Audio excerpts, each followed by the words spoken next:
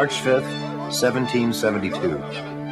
A noisy crowd filled Boston Commons to remember a fateful incident 2 years earlier called the Boston Massacre. Massachusetts leader Josiah Quincy recalled that night when 5 Americans were killed by British soldiers. Words cannot express the pain we felt when our streets were stained with the blood of our brothers, when our ears heard the groans of the dying, and our eyes saw the twisted bodies of the dead.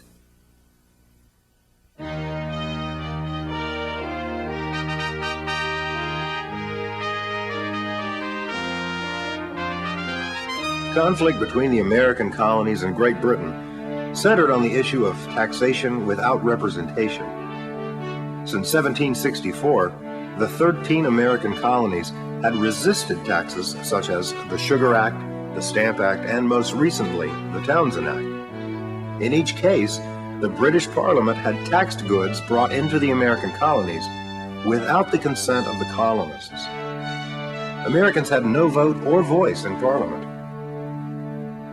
The anniversary of the Boston Massacre also reminded American colonists about the Quartering Act. This law required the colonists to support British soldiers stationed in their colonies. Tension between some colonists and redcoats had started the Boston Massacre. Here is your receipt. To calm colonial anger, Parliament repealed all its new taxes, except for the tax on tea. Most colonists were loyal to the king. But by the time Parliament ended the Townshend Acts, many Americans no longer trusted the British government. In Boston, Samuel Adams began organizing groups known as Committees of Correspondence to coordinate responses to British actions. They helped to build links across the long distances between colonies and to focus their grievances against Britain. What was the Boston Massacre?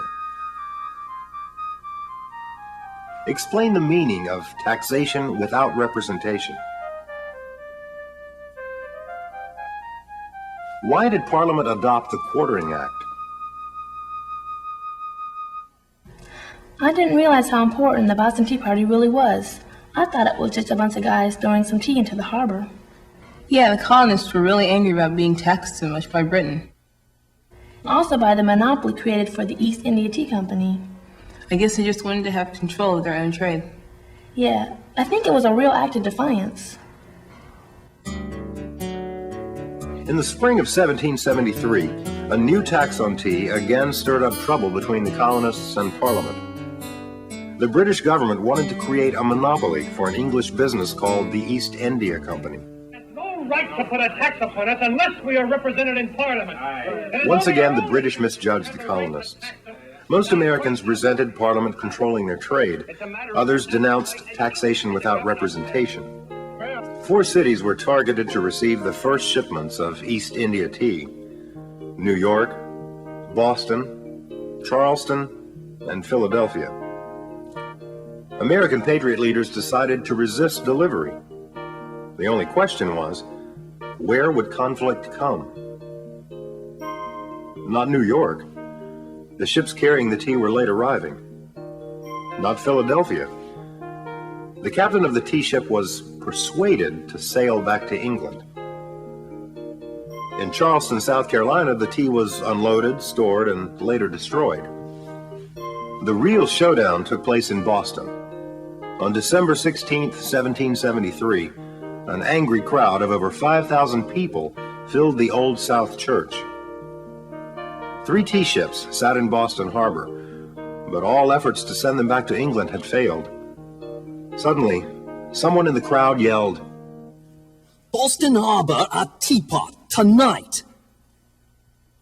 Soon, about 60 men quietly slipped out of the church. Dressed as Indians, they reappeared at the dock where the 3 tea ships were anchored. They boarded the ships and dumped 342 chests filled with tea into the Boston Harbor. Patriots called this the Boston Tea Party. The British Prime Minister, Lord North, called it treason. In the spring of 1774, town meetings were banned in Boston. the port was closed until all the tea was paid for, and 4,000 British soldiers arrived to put the city under military rule.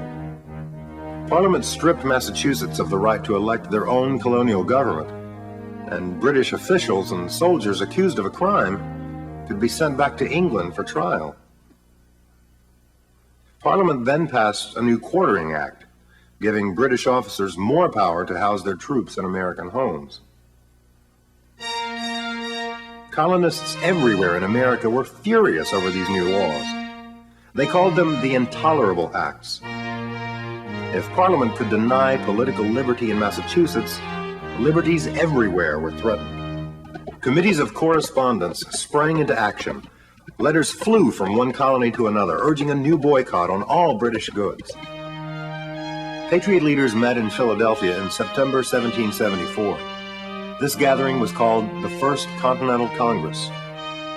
They voted to disobey the Intolerable Acts and not to buy or sell British products. Committees searched out merchants still trading British goods, printed their names in local newspapers, and forced them to stop or leave town.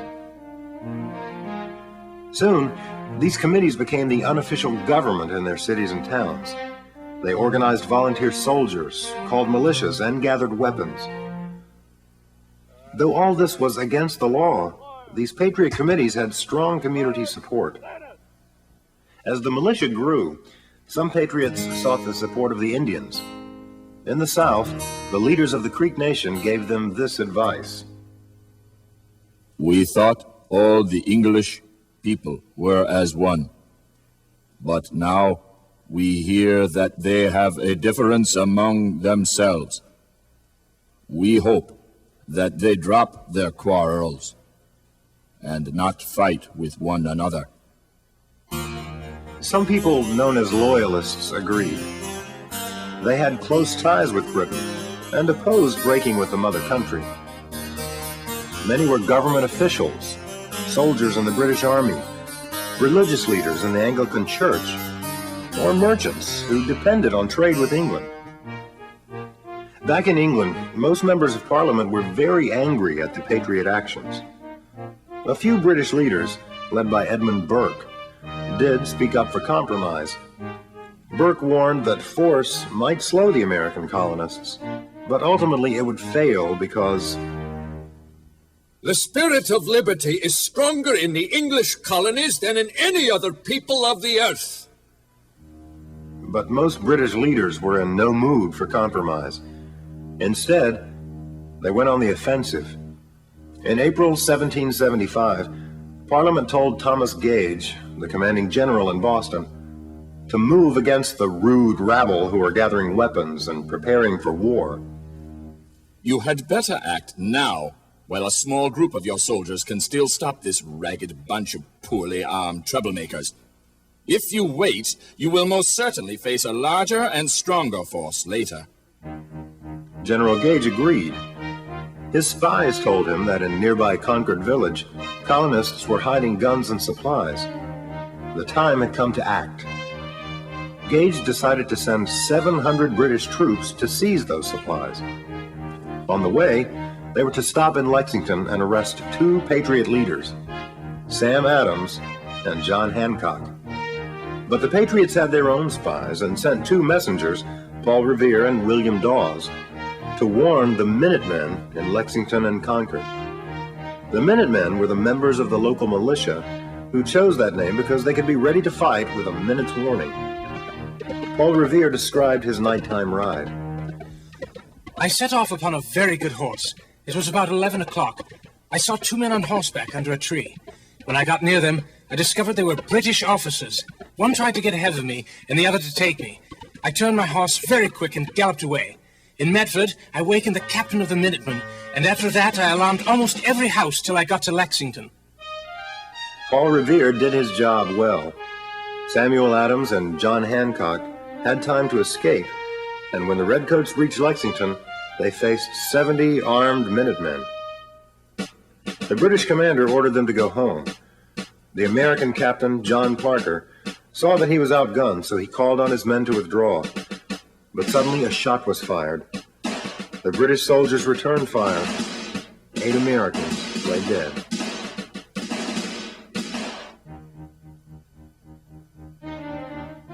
Quickly, the British moved on to Concord, 5 miles away, but the news from Lexington spread even faster.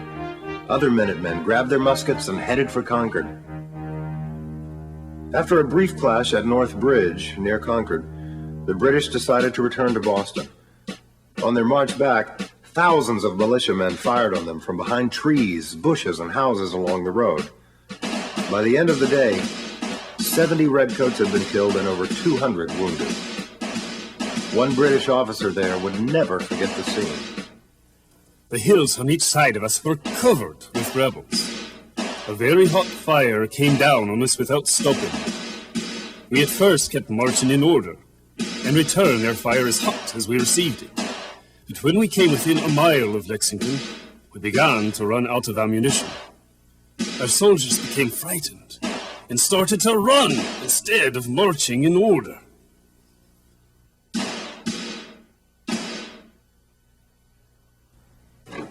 Get your pielock, Jeremiah. What's the matter? Over the next few days, thousands of volunteers from all over New England poured into Boston.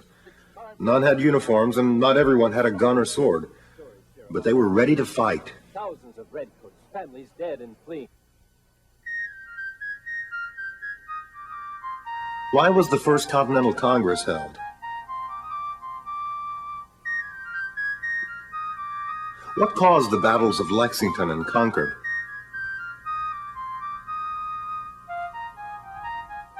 Did General Gage's show of force succeed? Hi, Stacy. Oh, hi, Anna. Gosh, history. I didn't understand a word he was talking about today. Do you understand what the First Continental Congress did? Yeah, the First Continental Congress voted to disobey the Intolerable Acts passed by the British. So what did these people do about the acts? Well, they formed committees to find people still trading with the British and make them stop. They built up the local militias and stockpiled weapons and gunpowder. Oh, so that's why the British wanted to march on Lexington and Concord to get the weapons. Yeah. Okay, so what the Boston? You've seen the redcoats. Do you need to... Outright war now seemed inevitable. News from Lexington and Concord quickly spread to the other colonies. More colonists joined the ranks of the Patriots. In May 1775, excited colonial leaders met again in Philadelphia for the Second Continental Congress. John Adams complained, So many questions, political, commercial, and military, press and crowd upon us so fast that we know not what to do first. Abigail Adams, John's wife, wrote to her husband in Philadelphia. I desire you remember the ladies and be more generous to them than your ancestors. Do not put such unlimited power in the husbands. If attention is not paid to the ladies, we are determined to rebel. We will not be bound by laws in which we have no representation. Congress soon created a new American army and named the 43-year-old Virginia planter, George Washington, as commander-in-chief. Washington had won the respect of many Americans for his part in the French and Indian War. Now his tough job was to turn young farm boys into skilled soldiers. In fact, fighting had already flared again in Boston. The British tried to take control of nearby Charlestown. The Patriots dug in on a high point called Breed's Hill. British General William Howe ordered his men to take the hill from the Americans. Crowds of Bostonians climbed up on rooftops, in church steeples, and even on the masts of ships in the harbor to get a good view of the fighting. As drums and fifes played, the British soldiers marched up the hill in straight lines. Although the American soldiers had little training and few supplies, they did have one advantage. They were hidden in their trenches and could fire down on the British. Twice, the rapid and deadly fire of American muskets stopped the British from advancing. But as the British tried a third time to capture the hill, the Americans ran short of ammunition, forcing them to retreat. When he heard the order, one young volunteer said, I jumped over the walls and ran for about half a mile. Well, all about me, the balls, they flew like hailstones, and cannons roared like thunder. This battle was called Bunker Hill, named for a hill close to where the fighting actually took place. Although it was a British victory, they did not celebrate. The Americans showed that they could stand up to the mighty British Army. Rhode Island patriot General Nathaniel Greene was pleased with the American performance. I think we have little reason to complain. I wish we could sell them another hill at the same price. Thanks to Bunker Hill, many more Americans began to think that independence might really be won. But not all the Patriot soldiers were equally excited by the American victories. African-American Prince Whipple told his master, "You are going to fight for your liberty, but I have none to fight for." I can't imagine what it would have been like to be a delegate in Continental Congress. Well, I guess it would have been pretty tough. How so? Well, the British needed money and they wanted to get it from the Americans. But the Americans had no representatives in Parliament. So that's what they mean by no taxation without representation. Yeah. Despite the bloodshed, most Americans still hoped that a permanent break could be avoided. But as they wished for peace, the Patriots also prepared for war. The Second Continental Congress continued its work, building an army, finding new trading partners in Europe, and printing money to buy military supplies. Then, in January 1776, an English customs agent who had lived in America for only 2 years wrote a powerful pamphlet that changed the minds of many Americans about independence. The man was Thomas Paine, and his pamphlet was called Common Sense. Within 3 months, 120,000 copies had been sold, a huge number for those days. Thomas Paine said that Britain had taken advantage of the colonies and that America would actually be stronger once it was independent. I've heard it said by some that since America prospered because of her ties to Great Britain in the past, the same is necessary for her future happiness. Nothing can be more wrong. I say that America would have done just as well if no European power had noticed it. There will always be a market for American goods as long as eating is the custom in Europe. Thomas Paine's common sense seemed like perfectly good sense to many Americans. By the spring of 1776, British authority in the colonies was collapsing. Royal governors sailed for home. The Second Continental Congress asked the colonies to write new constitutions to govern themselves.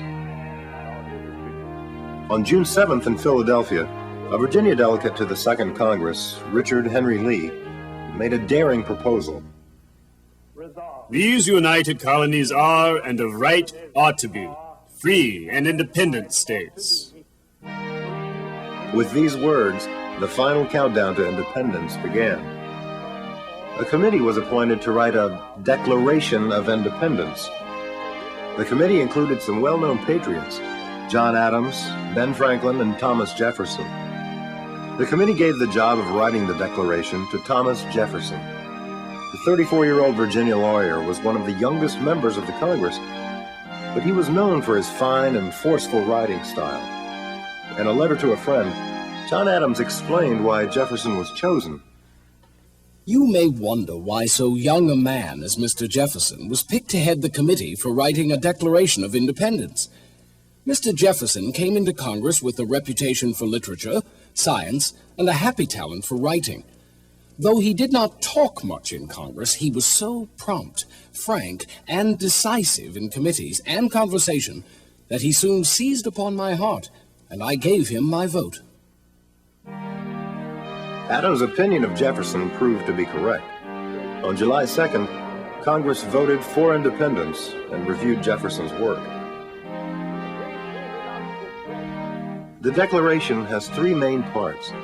The first part, or preface, declares that all human beings possess unalienable rights, rights that cannot be taken away. We hold these truths to be self-evident, that all men are created equal, that they are endowed by their Creator with certain unalienable rights, that among these are life, liberty, and the pursuit of happiness. The middle section tells why the colonists are angry at King George III. It accuses the king of trying to destroy representative government, of taxing the people without their agreement, and of cutting off colonial trade. Finally, the document declares the former colonies independent from Mother England. Late in the afternoon of July 4th, 1776, Congress approved the Declaration. Americans found many ways of celebrating their nation's birth. Pulling down statues of George III was popular. About 1 month later, 56 members of Congress assembled to sign the Declaration. After placing his name on the Declaration, Franklin warned, "Now we must all hang together, or we shall all hang separately." The long road to independence began in 1763 at the end of the French and Indian War and ended in Philadelphia with Jefferson's Declaration of Human Rights. Along the way, Americans found themselves growing apart from the mother country because of the vast distance across the Atlantic Ocean and between colonies, differences in religion, countries of origin, languages, and ways of making a living. They also grew apart as they established their own representative legislatures. After the French and Indian War, the colonists resented the proclamation of 1763 and the Currency Act, Britain's trade policies, including the Sugar Act, Stamp Act, Townshend Act, and Tea Act. The colonies resisted these taxes through boycotts and other forms of protests because they considered them forms of taxation without representation. The colonists also resented the British decision to station troops in their cities and towns, called the Quartering Acts. Resentment against this act flared in the Boston Massacre.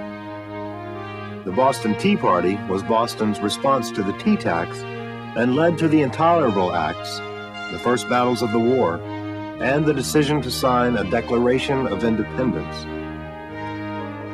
It would take a long and bloody war to make Jefferson's words a reality.